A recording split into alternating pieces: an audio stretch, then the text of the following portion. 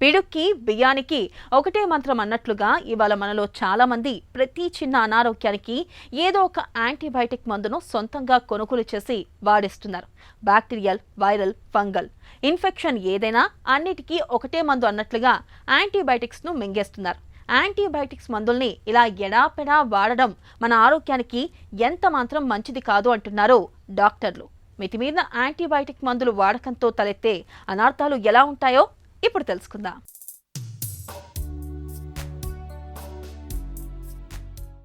Antibiotic మందులనేవి రెండు వైపులా పదును ఉన్న కత్తి లాంటివి.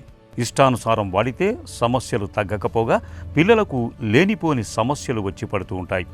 డాక్టర్ సలహా లేకుండా పిల్లలకు యాంటీబయాటిక్ మందుల్ని ఎట్టి పరిస్థితుల్లోనూ వాడకూడదు. డాక్టర్ సలహా మేరకు యాంటీబయాటిక్ మందుల్ని వాడుతున్నప్పుడు కూడా కొన్ని ప్రత్యేకమైన జాగ్రత్తలు తీసుకోవాలి. దగ్గు, జలుబు, అప్పుడప్పుడు నీళ్ల విరేచనాలు, చర్మం మీద ఇన్ఫెక్షన్ల వంటి చిన్న చిన్న సమస్యలు 3 నుంచి 7 రోజుల వరకు ఉంటాయి. వీటిల్లో చాలా వాటికి యాంటీబయాటిక్స్ వేయాల్సిన అవసరం లేదు. తగినంత విశ్రాంతి, ద్రవాహారం ఎక్కువ ఇవ్వటం, అవసరమైతే కొద్ది మోతాదులో నొప్పి నివారణ మందులతోనే ఇవి నయమవుతాయి. కడుపు నిండుగా ఉన్నప్పుడు, అంటే పిల్లలు ఆహారం, పాలు తీసుకున్న వెంటనే యాంటీబయాటిక్స్ వేయొద్దు. అలా చేస్తే మందులను శరీరం పూర్తిగా గ్రహించలేకపోవచ్చు. యాంపిసిలిన్, అమాగ్జిసిలిన్ వంటి యాంటీబయాటిక్స్ కడుపులో ఇబ్బంది, విరేచనాల వంటి స్వల్ప దుష్ప్రభావాలు కలగజేస్తాయి. అయితే ఇవి తాత్కాలికమే, వాటంతట అవే తగ్గిపోతాయి. మందులు మానేయాల్సిన అవసరం లేదు.